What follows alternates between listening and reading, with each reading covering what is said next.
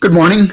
I am Steve Weber. Welcome to the American Gumption Morning Show, broadcasting here on Spirituality Gone Wild, my broadcast partner, and broadcasting on the American Gumption Facebook page and also the American Gumption YouTube channel. So welcome to show number 69. Today is Thursday, August 12th. Now, today will be an abbreviated show, as was yesterday.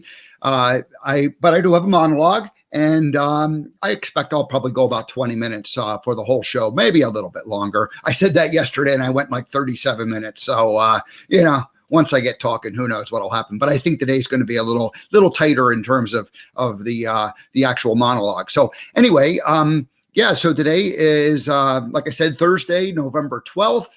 The weather here in the Northeast is raining the last 2 days, but I just want to acknowledge that we had 6 spectacular days in a row from like last Thursday through Tuesday this week, where it was up to 70 and was out there raking leaves every day. It was wonderful, spectacular weather for early November. So can't complain about a day or two of rain here. So anyway, alrighty. So now, again, I said no guest today, abbreviated show. The monologue will be the 8 lessons for life learned from being a Forrest Gump impersonator. I'm not going to go deep into this. I'm just going to go through the bullet point list of 8 different items and kind of give a quick, idea of them. And, in the future, I'll talk more about those things. But today, just sort of line up that, what were the 8 big things I learned about being or what were the 8 big things I learned about life from being a Forrest Gump impersonator. Alrighty, so now tomorrow's show is Jerry Potter, and his brand is the 5-minute social media. And so Jerry has been teaching people how to, get control of their social media and actually use it effectively. So if if you use social media to promote your business, then, you'll want to get to know who Jerry is and tune into tomorrow's show. So it's called his brand again, 5-minute social media. I don't think I think 5 minutes is a little bit, an exaggeration. It's going to take a lot more time than that. But the point is that you want to get it so that you're not spending all day long and you don't have any plan for it. That's the real message there. Next week, we have Natalie Coleman coming back to the American Gumption Morning Show on Monday and Nikki Roscoe on Wednesday. So I'm across the pond on both Monday and Wednesday next week. All righty. And now, what's today? Oh, it's Thursday. That must mean it's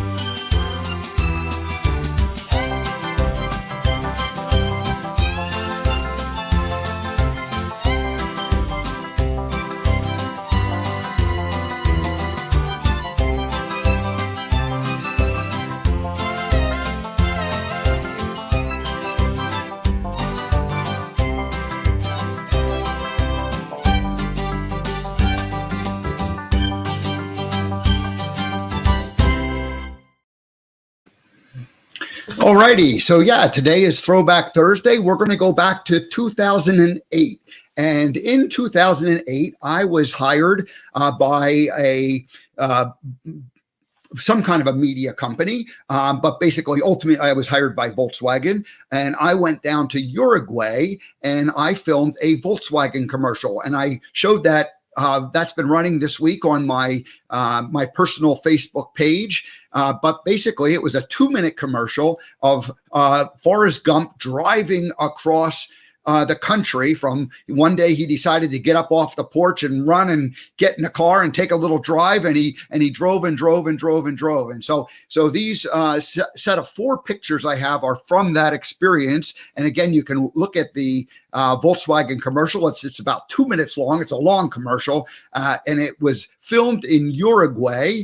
Montevideo is where I ended up going down to. That's in South America, just below Brazil and just above Argentina is where Uruguay is. And it was filmed in Uruguay, but it ran in the Brazil marketplace. And so it was really made for Brazilian TV. And so for some reason, they filmed it in Uruguay.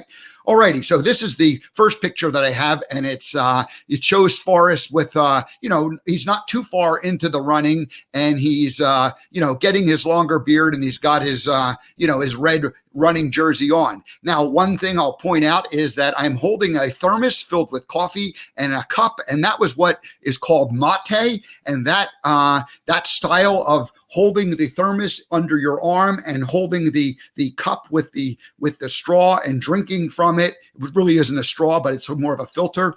That's what's called mate down in Uruguay. Alrighty, now I've been running along, or I should say, Forrest was driving along, and his costume changed, and his beard got longer and longer. And so there's a picture of me, with the longer hair and the beard. And there's a close up. That's a big giant beard that I had that was glued on a couple different times for these different things. And finally, the last picture is the director. I do not remember his name. I should have known that. Probably should have taken a note of it back then. But this man, he ran the show. This was a big production. There were at least 8 to 10 vehicles traveling at all times. There was a food truck. There were vans. There was a van with myself and a couple of other people, makeup people, driving around. And then there was the van that the director and his assistants were in. And then there were big trucks that had all kinds of equipment going around. So there was probably 30 or 40 people hired for the production. And then there were probably, at one scene, they had like several hundred extras that were brought on. So this was a big production, making this film and this commercial. The one thing I want to say about the director is that I remember he was, he didn't have to coach me a whole lot because, I knew the character. And a lot of times he would say, I think we want to do this. And I'd say, well, Gump would do it more like this or that. And we just worked very well together that way. But the one time when at the end of the commercial, Forrest comes in, like it's a parade, people are cheering and happy. And he goes, hey man, you got to be happy. You got to smile. You got to, show enthusiasm. And I said, yeah, but Gump doesn't smile. He does, Forrest Gump never gave like a big toothy grin, like, smiling. And so he said, smile with your eyes. And I remember I did that. And that scene is there where you can see the eyes that are, happy. So anyway, he was a great director. He knew his stuff, and I enjoyed working with him very much. Alrighty, that's Throwback Thursday. Whoops. That's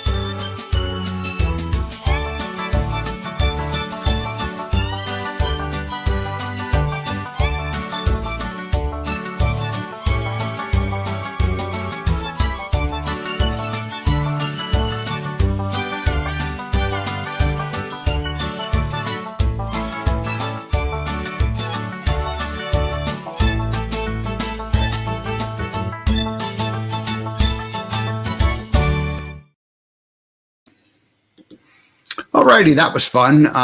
Taking a little trip this week. I posted the Volkswagen commercial on my Facebook personal page, my profile. And so if you haven't seen that, go take a look at that. You'll have a nice little smile and laugh about that. And so those pictures were a nice little remembrance of that trip. Alrighty, so let's shift gears. And today I'm just going to do a monologue, and then I'm going to get out of here. So it's going to be, again, a short show, but that's okay. So I have eight lessons for life learned from being a Forrest Gump impersonator.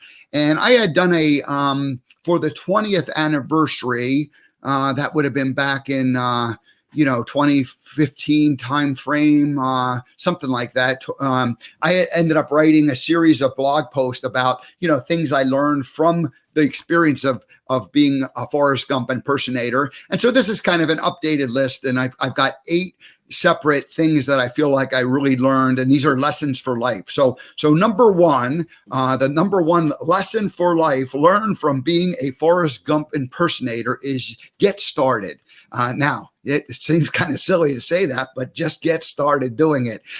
My story with the getting started was I had been telling people for years and years, I'm going to make some money off of the fact that I look like Tom Hanks, like Forrest Gump. And then when I heard that the Bubba Gump restaurant was opening, I had that moment of truth when I went, oh my gosh, am I going to really do this? Or am I going to just, pretend like all those years of talking about doing it? And now, and so I decided to go do it. So I picked up the phone, I called them, I went down, I set up a meeting with them. I went down there, I showed up in costume, and they hired me.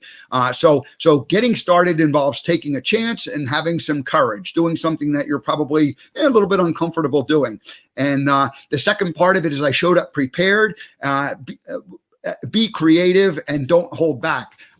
I brought with me in my suitcase 3 pieces of paper, and they said you could hire me for the grand opening. You could hire me for the 17 grand openings you're going to do in the next couple of years as the restaurant expands, and you can hire me to sit on the bench on the weekends. And so I gave them ideas. I didn't just show up and say, hey, what are we going to do? I said, hey, here's what we can do, and here's how we can do it. And so anyway, getting started involves taking a chance, having some courage, and then showing up and being prepared and being creative. All right, that's number one. Number 2 is be yourself. Now, this is kind of a funny thing because I had to learn how to be Forrest Gump, and I had to learn how to be a character, and yet I had to learn how to be myself. And so what I had to really do is learn what I was supposed to do, and then who I was supposed to be while I was doing it.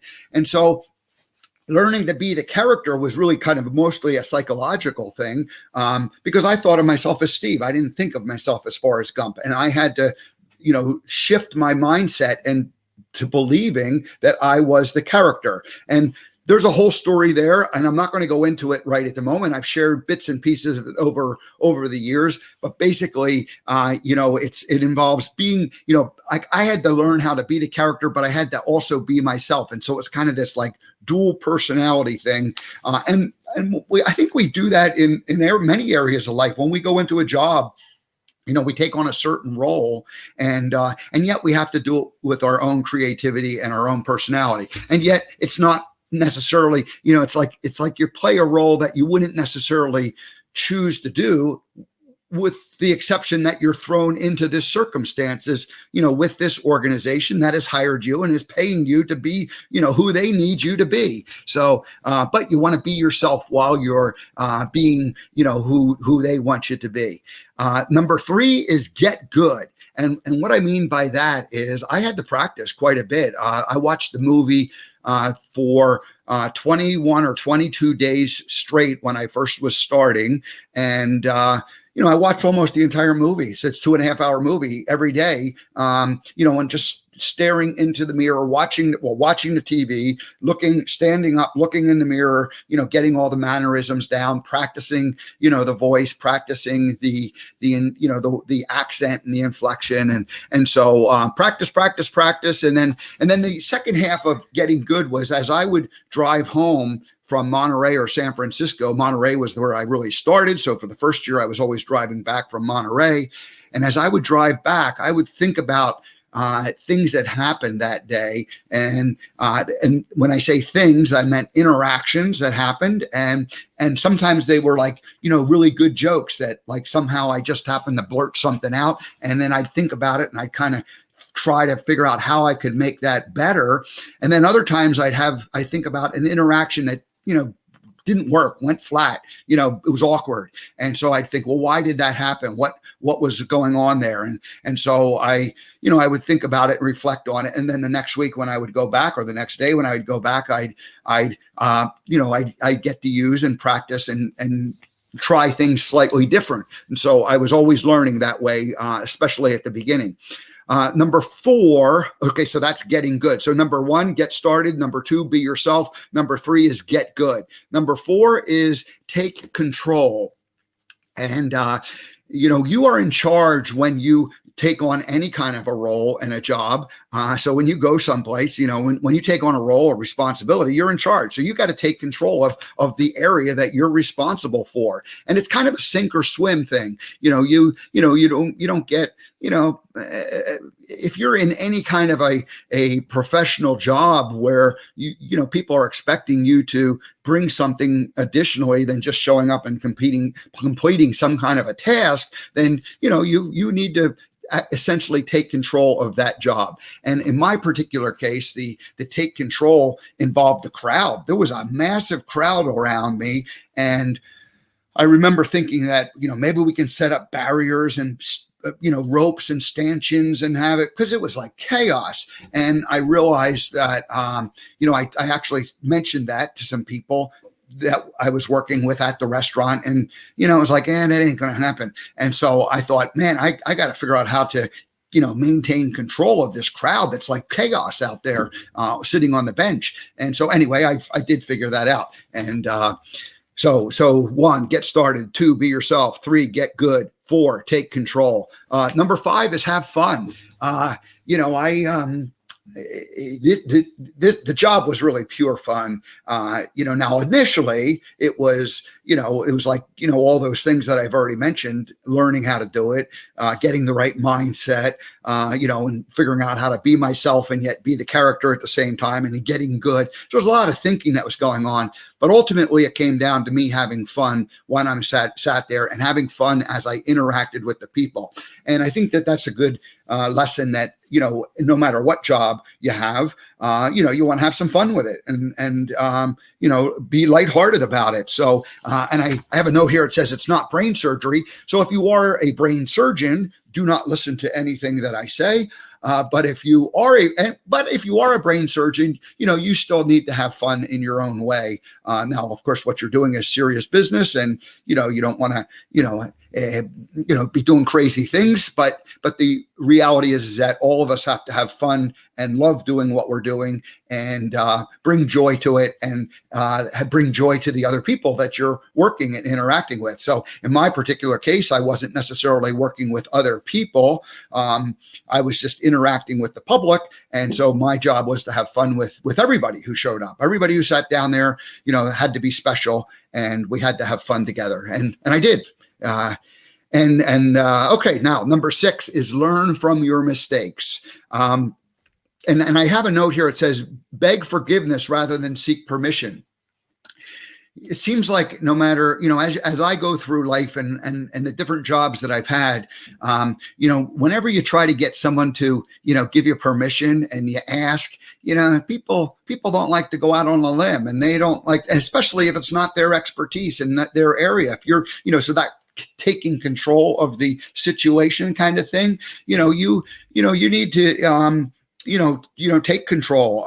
But so if you want to get permission for everything that you do, it's just, you won't get anything done. But if you ask forgiveness for the things that you might have crossed the line with, then that seems like, a better way. And then you want to, of course, learn, where those boundaries are. And in my case, I had several situations over the years, not like hundreds, but, maybe a dozen or maybe more. Wasn't that many, where I really, kind of crossed the line and needed to really come in and back and beg forgiveness, to keep my job. So, fortunately that didn't happen very often. And the people that I worked with were wonderful and very kind, and were very forgiving.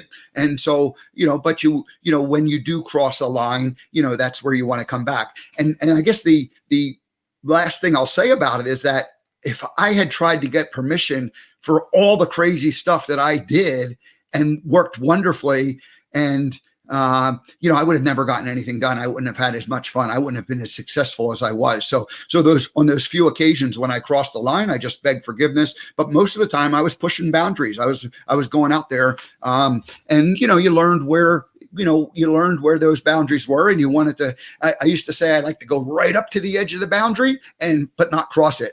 And it was really funny if people were watching and they would say, "Oh my God, he's going to cross the boundary," and then I'd pull back and I wouldn't cross the boundary, and then that made it all the more fun for everybody. So, all right, so that's learning from your mistakes. So.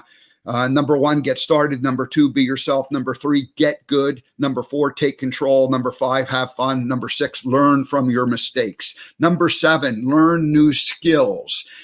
So I had, it took me a couple of years to really master, the whole interacting with people on the bench, taking, the crowd control, the jokes, the setups, the lines, all the character parts that I needed to know. So that took, like I said, a couple of years to do. But as time went on, I was able to add new skills. And the big one was the media, being able to go on TV and radio and promote the restaurant in that way. Ended up doing a couple hundred of those over the 15 years. And if it makes you nervous, it's usually like you're on the right track as far as learning a new skill. So, if it's like something that's very, oh yeah, I'll go do that, then yeah, you're probably not really learning much of anything. But if you go, oh boy, I got to go do that, going to make me a little bit nervous, then yeah, that's a new skill. And of course it needs to be a skill that is something that you, want to do and is valuable to who you're doing it for. So in my case with the media, it was valuable for the restaurant, for me to be good at doing that. And it was also fun for me. And yet you always end up getting a little bit of butterflies, especially the first few times, because it was something I wasn't, used to doing. Alrighty. So that's number 7, learn new skills. And finally, number 8 is to be present, stay present. As I was doing this job, the first 5 years, I would say were really like a lot of learning and a lot of I